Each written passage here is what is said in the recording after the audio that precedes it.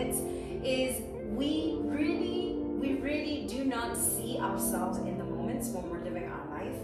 So much of our life makes a lot more sense in hindsight. And what I want to share in this video today are 14 things to know before you turn 40. In my case, 42, but let's just call it 40, right? I wish 20-year-old me had understood this, because it's so easy in the day-to-day to kind of not really see the forest for the trees, to not understand what the big moments are, what the big lessons are. Is money your baby daddy? Is money your one-night stand? Is money your only good to me sometimes and I curse him out the rest of the week? I want to share 14 things that I have learned that I believe everybody deserves to know before they turn 40 years old. Are you ready? These are hard earned, okay? These cost me some growing pains, honey, and you don't have to have the growing pains. So I hope you're ready to get into it. I really hope that you're also the kind of person who's smart enough to maybe have a notepad next to you so you can jot down some of the things that resonate and start recognizing them in yourself, and not wait until you're 42 to start making changes. Let's do this, minus growing pains. You ready to speak like a boss? Let's get into your most powerful story, because your story matters. I really wish they taught you this in school, because it's so important. Every single brain comes with its own manual, and your job on earth is to learn your brain, to understand and to study that manual. I say this as somebody who has periodically had bouts with depression, most recently. 2024. Girl, 2024 was hotter for me than 2020, just to give you a little bit of perspective. Part of it is there's my beautiful baby, and if you're a mom, you might be familiar, you don't even have to be a mom for this, you might be familiar with something called postpartum. And postpartum is essentially the baby blues that hits some women. In my case, and I want you to know this, especially if you're somebody who is on this journey of are you caring for people? Are you thinking about getting pregnant? Sometimes it comes a lot later than the first year. For me, it hit me after the first year of having had the baby. The first year was all peaches and dream, and I was carrying the baby, I was carrying a book in the other end, I was doing all of the things. But for some reason, 1 year in, and I know some of those reasons, the drama, the heartache of raising a child in the United States where we don't really have enough child support. That shit, it tried to take me out, and I was like, no, you are not having me. But what I want you to know, right, is when you know your brain, it helps you in those moments. What helps so much is understanding my brain.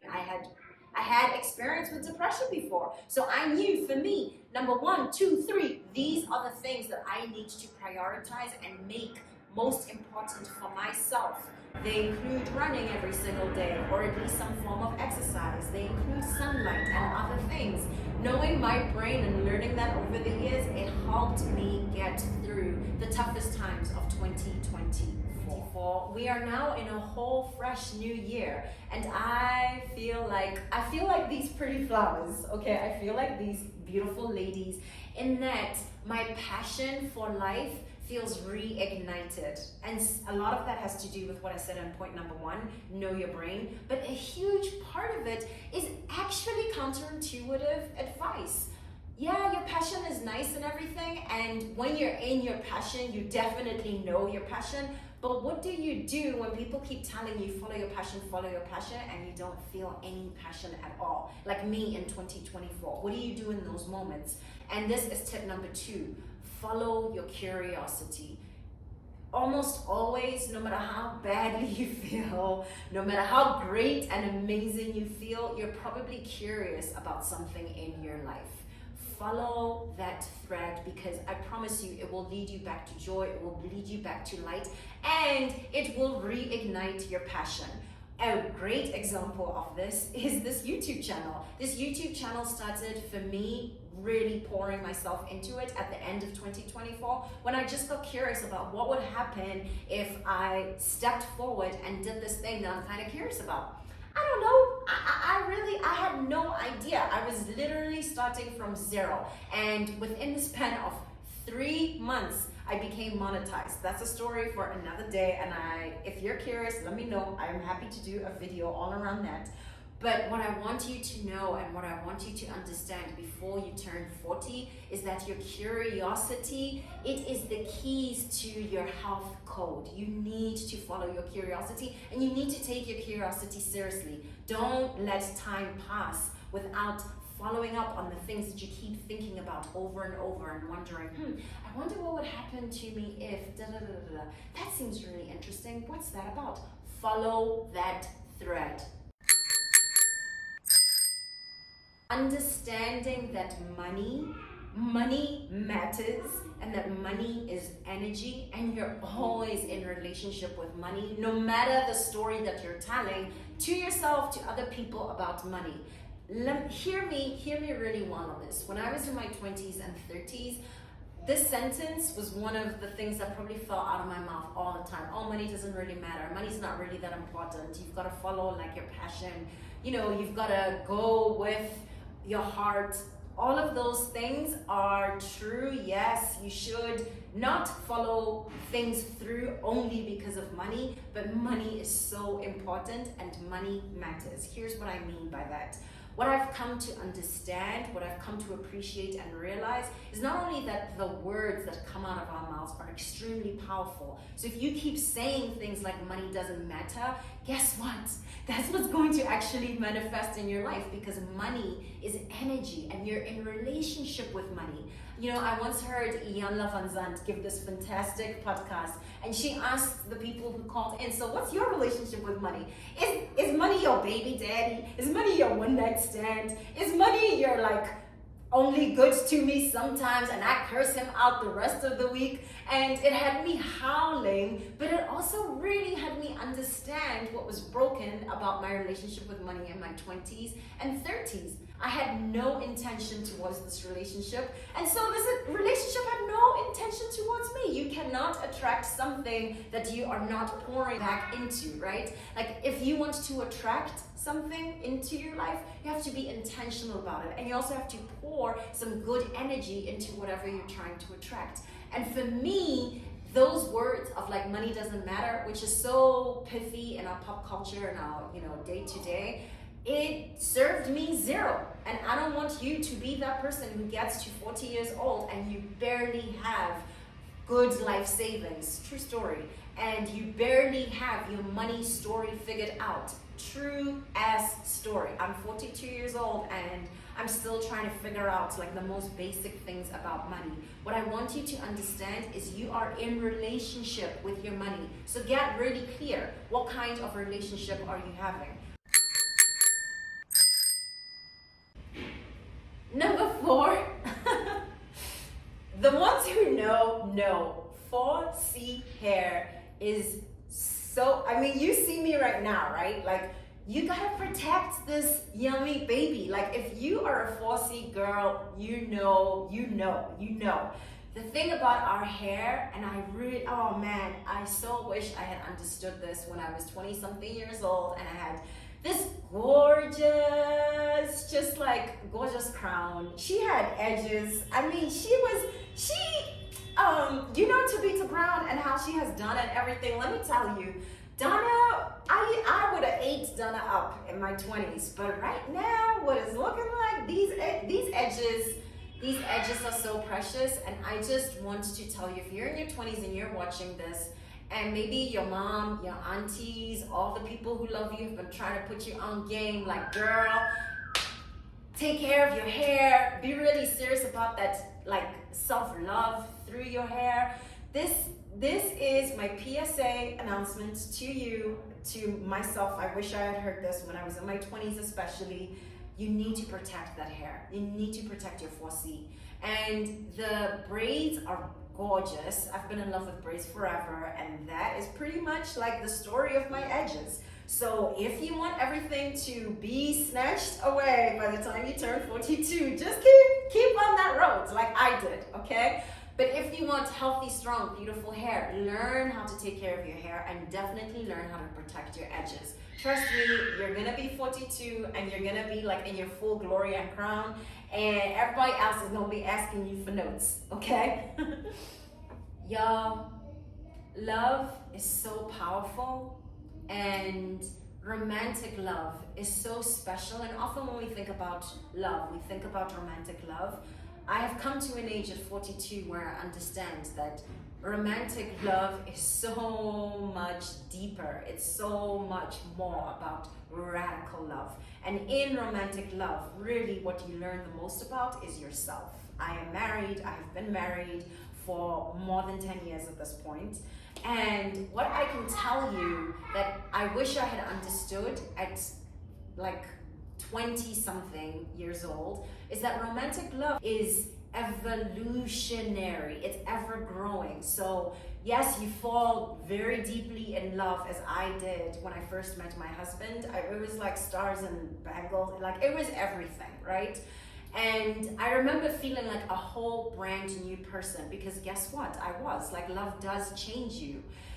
What I've seen over the course of so many years that we've been together is how our relationship has grown and how our love has also matured and grown. And what I want to share with you, I will say I'm pretty private about my romantic life and particularly my marriage, but I think it's important enough for us to talk about the healing parts, that marriage can often be a place for us to heal, right? And for me personally, I went through so much shit. I never saw a healthy relationship when I was a young girl, ever. Like, there were no healthy marriages around me. People were married, people were in relationships, but yo, there's stuff that was happening, and I was determined that that was not going to be me.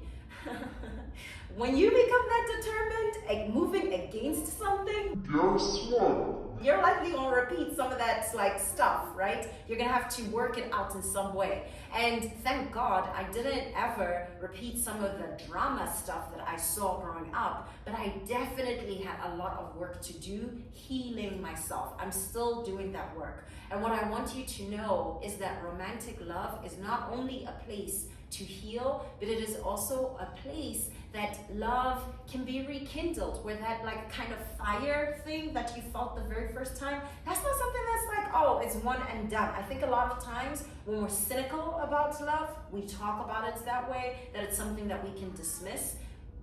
It's as dismissible as how much energy you put into it. So I want you to know that not only is a healthy relationship possible when you're willing to heal, when you're willing to be honest and grown, but it's also possible to grow in love, right? And by that, I mean, yes, growing deeper in love with this person, but also seeing yourself, your guts expanding through love. And one of the things that I'm going to say about this topic that I think is really important to know in your 20s and 30s, and I want to give a special shout out here to my girl in her 20s, i.e. when I was a little young buck, I already knew that I could not change a human being. Like, I was not going to step into a relationship with anybody and try to change them. Thank God I knew that. Thank God those lessons that were early, that I had seen, those broken relationships around me, they schooled me so hard on that, right? So I went in with eyes wide open and I was like, pick the person who is your jam, who already is the elements that you want, the things that are most important. That person has to meet those standards. And if they don't, they're never going to. They're never going to. And what I learned in my 30s is the things that are small things that are like, I wish he would. I wish he's like a perfect human, but like you just wish he was even more perfect, right? Like we all are that person. Don't act like you don't know what I'm talking about. Accept those things. Accept those things. Because guess what? You think that you have shit that you gotta put up with that you don't like. Guess what they're doing?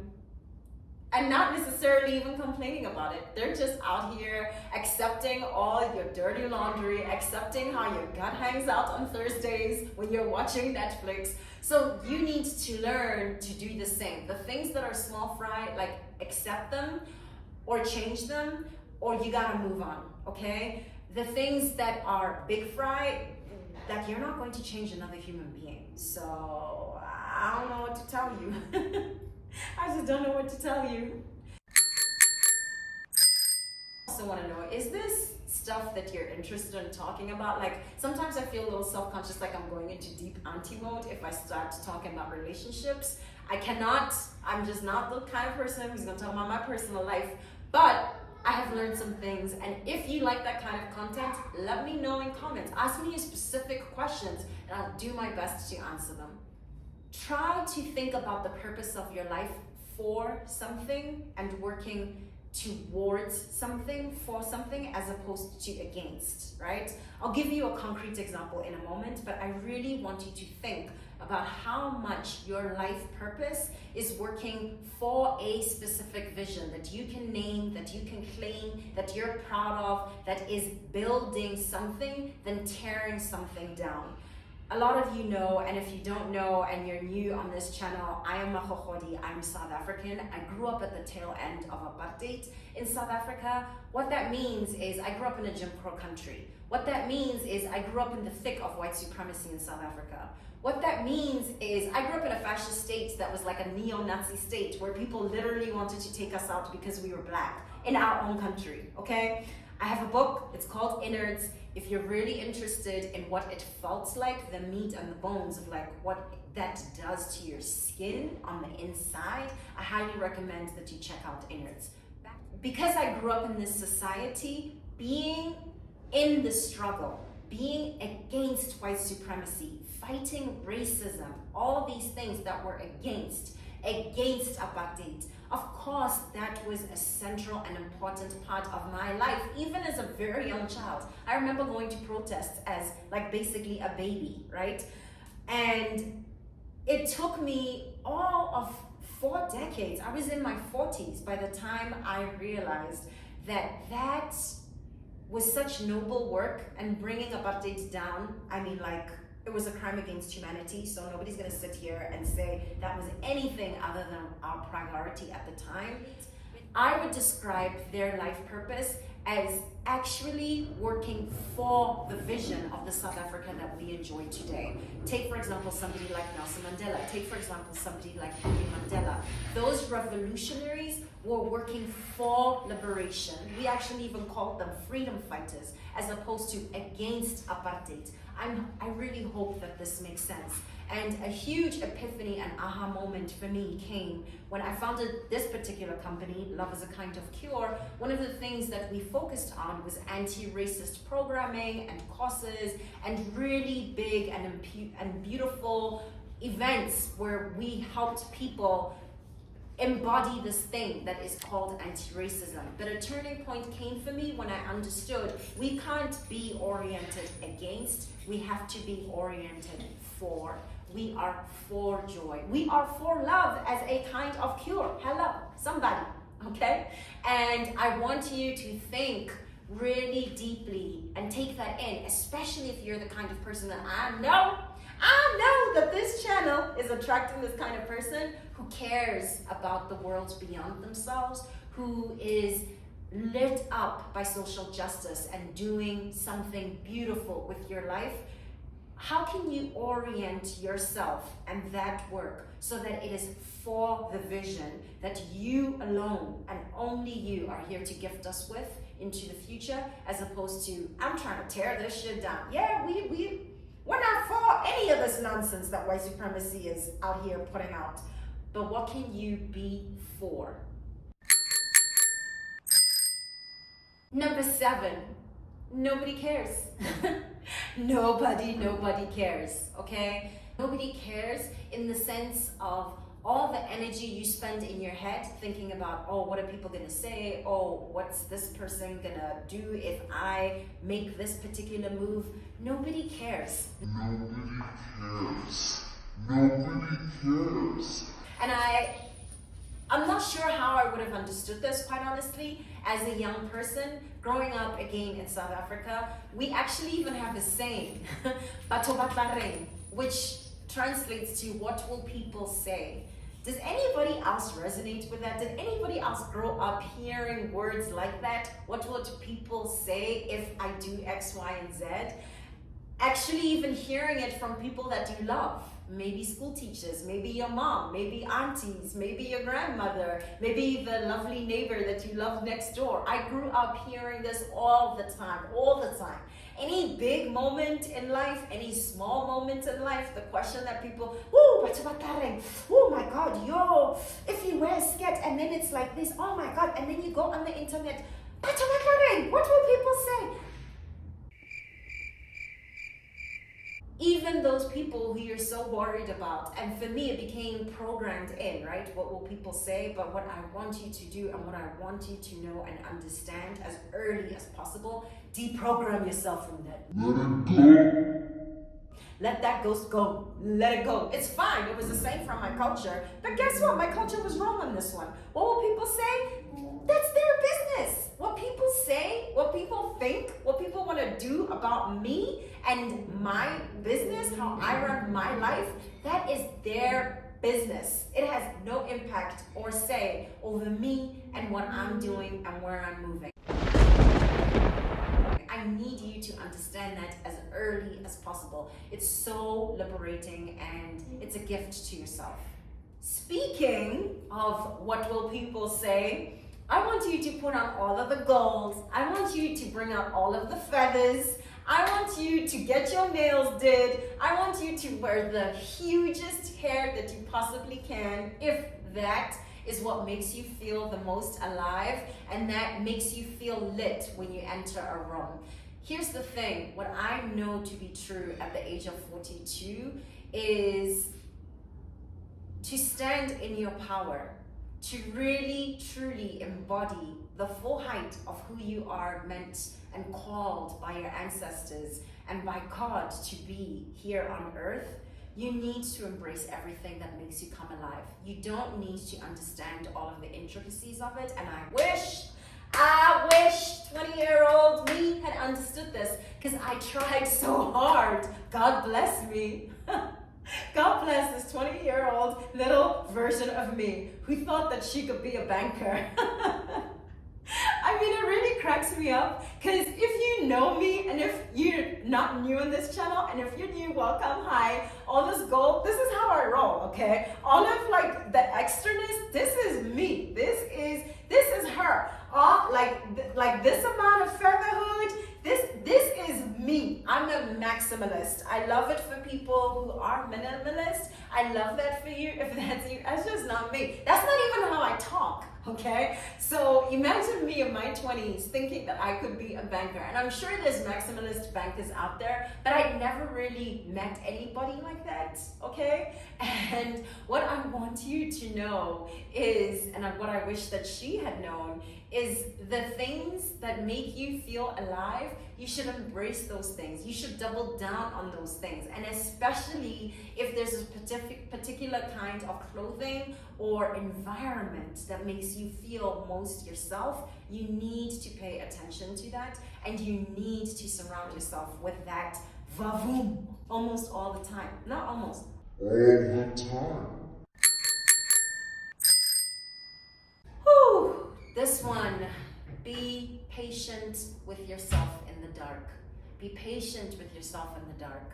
We so often, when we're in the dark, like I said, in 2024, I went through some serious baby blues.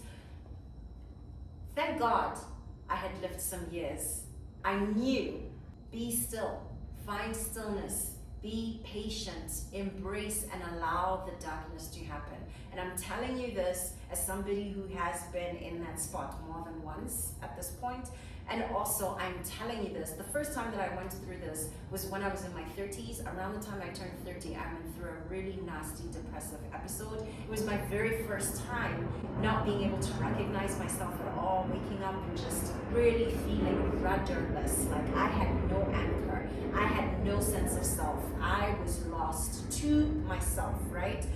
And I fought it so hard. I tried so hard to go for all the tools that I'd been told. It's like, oh, you can just will yourself through this. Oh, just pick yourself up from the bootstrap. Oh, just buck up. Like, what's wrong with you? Shake this thing off. I'm wise enough now to understand when I'm in that place, the only thing that I owe anybody, and especially myself, is to be still and to embrace that something great, something gorgeous and beautiful can only come out of this. Because let me tell you something, diamonds are pressurized forever. I mean, like for thousands of years in the very center of the earth, where it's complete darkness. Babies are born in darkness. Babies are baked for 9 months. 9 months, completely. You did this. You made this miracle thing of being and living completely in the dark of your mother's belly for 9 whole solid months. Can you imagine that? 9 months of night, and then the piercing wail of a child when a baby is born. Like nothing, there's nothing that is sweeter than that sound. And I want you to have that kind of conviction when you are in the dark. Your job is to have the stillness of that baby who is in the womb and understand my time will come. This is statistically proven, by the way. Like there's science and there's research to back this up. By the time you hit your 30s, your relationship and the number of times that you see your friends, your closest friends, that number starts to sink for most people. And what I wish I understood in my 20s and 30s, but I'm not mad at that because I get it now, and I am very intentional about reaching out and building relationships with people who matter to me. Hold on to your friends for dear life. In your 20s, you probably don't have a hard time doing this because you're just organically in the mix and making a lot of friends. But what I want you to know in your 20s is the ones who are precious, the ones who are your standouts, your ride or die, show up for those people. Love hard on those people. Understand those people's language of love and give to those folks, okay? And do it without being asked. Do it before you need anything from them, not because you need anything from them, but because these folks, and this is what I know now at 42, your closest friends, they are people who are going to run with you into the sunset, into the rainbow. So ask yourself now, how are you showing up in those people's lives, and how are you letting them know that you love them? You know, one of the things that has become important for me to say out loud to my closest friends when I'm on the phone with them, when I'm in person with them, and we just had a beautiful lunch and we're partying, I love you. I love you. I want you to understand that I love you. And sometimes I see some of them and the look on their faces, they're like, oh my God, she's, here goes Mahofodi with her love again. And she's like, maybe this is a little bit awkward, but the more I say it, the more I hear them saying it back, more often than not. But I also, it's important for me to do this for myself because the people who I love the most, I want them to know it. And I find it bizarre that we live in a culture that teaches us from years old, you're supposed to say this to somebody on a romantic date, and he first says to you, I love you, and you weep and you say, oh my God. You call all your friends in the bathroom and you're like, he said he loves me, I love him too.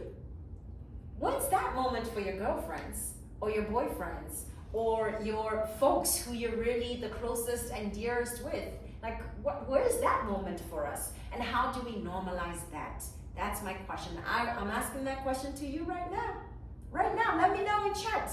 Are you sharing with the people who are closest and nearest to you? Are you letting them know every single day that you love them? Number 11, stop asking love to make sense. It does not make sense, okay? Just say yes to love. I'm saying this to you as somebody who at a very, very tender age decided that the love that was showing up in my life when I first met my husband was something that I had never seen or experienced before, and it was so big and mighty. I believed I owed it to myself, and thank God I had that kind of courage to embrace and to surrender to this particular love. And I'm asking you, can you do the same when love shows up in your life? When it shows up not the way that you had expected,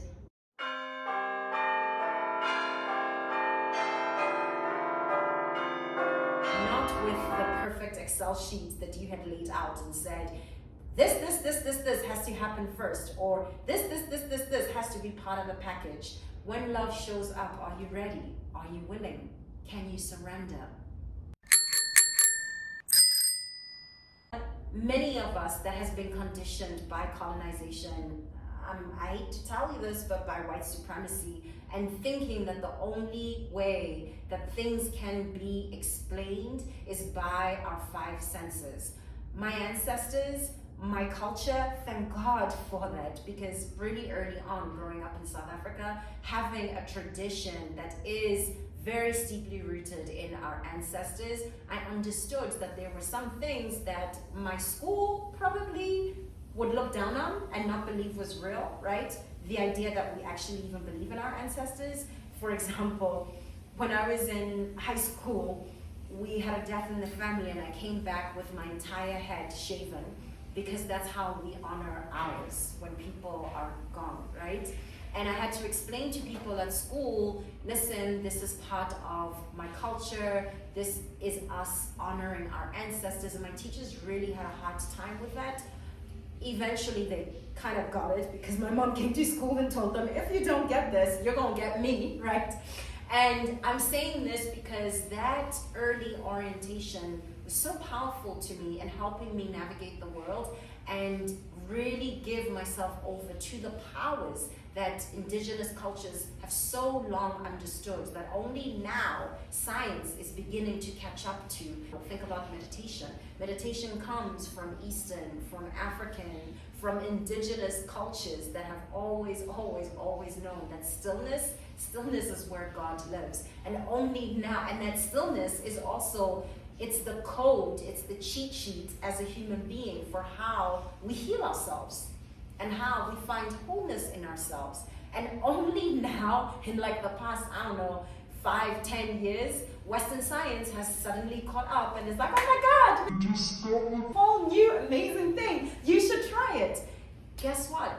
That came from our knowledge, indigenous cultures, that five senses matter and we should pay attention to those, but we should pay just as much and sometimes more attention to the senses that are beyond the five, that senses that are tied to the cosmos. And I really hope, like, that would be such a gift if you could be completely open to the ways that you can know and experience the world beyond your five senses. I remember writing this. I was in Cape Town, I was in my 30s, and I was coming out of a really important period of claiming my self-worth and claiming my power, and in that recognizing how fierce and powerful my joy is, and that my joy is something to protect. I want you in your 20s and your 30s to be religious about your joy. And by religion, I mean you need to practice it daily with the same kind of fervor and commitment that you would if it were a religion. Pay that much attention to your joy, center it in your life, protect it in your life, and practice it every single day. What brings you joy? These beauties, I cannot tell you what flowers have done to me and for me in my life. This is my testament of daily joy. And I love sharing it here. You'll see these flowers all of the time. But I love giving that gift to myself, like not waiting for anybody else to give it to me, because this is my joy. Like, I get to experience this for me. I don't have to wait for nobody else to give it to me. It's in here, okay? And apparently it's also in here. Oh my God, this one, I feel like I'm hugging, just giving my young self the biggest, most beautiful and tender caress and kiss and hug, because I remember being at the very edge of the lake and wanting out, because it hurt so much to be on earth. And I kept asking myself over and over and over, what's the purpose of this? Like, I couldn't see or find purpose, right? That's the period that was really dark for me. And that's when I was in my 30s, the very first time I hit a really nasty kind of depression. Again and again, I'd ask myself, what is the purpose of life? What is the purpose of life? I'd have this conversation sometimes with other people that I love. And what I know now at 42, the purpose of life is to love and to be loved. It is so simple. It is so monumental. It is the mountains. It is the universe. It is everything. And I'm telling you this now, wherever you are, whether you're in your 20s or you're further, right? Maybe you're even further than me and you're still asking yourself this question of what is the purpose of life? Yes, you're going to have a role that you have to play. I'm a mom. And in that role, as a mother, my purpose is to be loving to this particular human being. My purpose is to be a beacon and a guide for his young life, right?